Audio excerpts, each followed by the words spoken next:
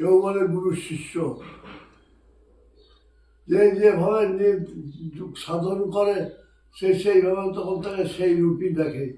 যে রাধা কৃষ্ণের রূপে সাধন করছে সে রাধা কৃষ্ণের রূপ দেখে, যে শিব রূপে শিব রূপ দেখে। যার যে যে যে সাধন করে তার তার সেই রূপ তার কাছে ভগবান দর্শন দেয় সেই রূপে।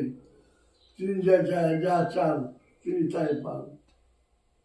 আচ্ছা, আপনি এই যে যেমন কুলকুণ্ড শক্তি জাগ্রত হলে আর দেহবোধ থাকে না, তখন নিজের দেহ বলে কোনো নেই। আমি দেহ নই, দেহ স্বরূপ নই, আমি সে চিন্ময় আত্মা। এই জ্ঞানে সে অধিষ্ঠিত হয়ে যায়, তখন আর কোনো দিকে থাকে না। আচ্ছা, কুলকুণ্ডলিনী শক্তি আর গুরুর জপ মন্ত্র জপ করতে করতে আপনাই সেটা হয়ে যায়। যতক্ষণ না পর্যন্ত আমার নিরুদ্ধ হচ্ছে বায়ু, ততক্ষণ পর্যন্ত কুলকুণ্ডলী শক্তি জাগ্রত হয় না। বায়ু যখন নিরুদ্ধ হয় মানে পিংলার কাজ যখন বন্ধ হয়ে যায়, তখন সুষম ভিতর থেকে উপরে উঠতে থাকে, তখন কুলকুণ্ডলী শক্তি আস্তে আস্তে উপরে উঠতে থাকে।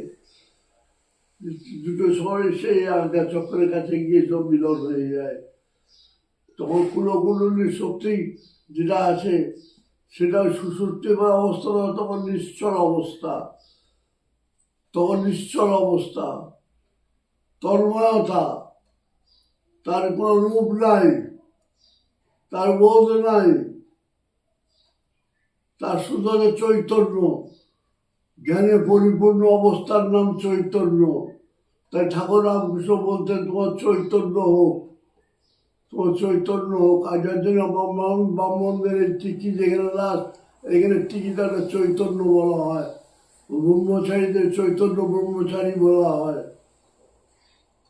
চিৎ শক্তি যার মধ্যে দিয়ে জাগ্রত হয়েছে তিনি চৈতন্যকে জানতে পেরেছেন। আমাদের সবচেয়ে বড় প্রশ্ন হচ্ছে কুলকুণ্ডলীর শক্তি প্রশ্ন হচ্ছে আমি কে, হু আমাই। আমি বলতে কি বুঝবো? আমি একটা দেহ, দেহর তো বিনাশ হয়ে যায়, শুধু থাকে না।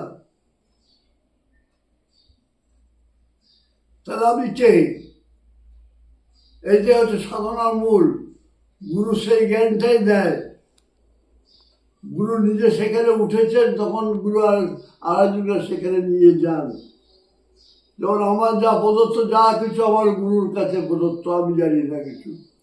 আমি তোমার মতন ছিলাম, কত তখন আমার 32-33 বছর বয়স হবে।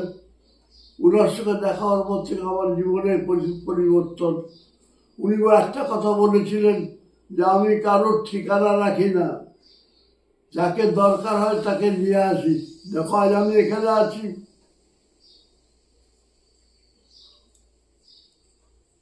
আমিও বেনাচিটি বাজারের একজন ছিল বা বড় ব্যবসাদার ছিলাম, প্রতিষ্ঠানী লোক ছিলাম।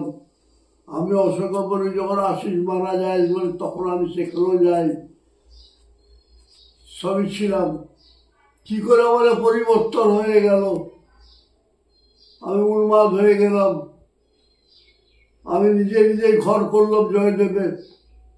সেই ঘরে উদ্বোধনের দুদিন পরে উন্মাদ হয়ে গিয়ে আমি সাধু হয়ে গেলাম।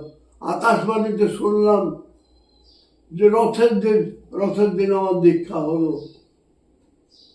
বেনাচিটি বাজারের বহু লোক ছিল, তার সামনে আমার মা লিখে দিলেন যে আমি আমার ছেলেকে সন্ন্যাস দীক্ষা দিকে আমি অনুমতি দিচ্ছি।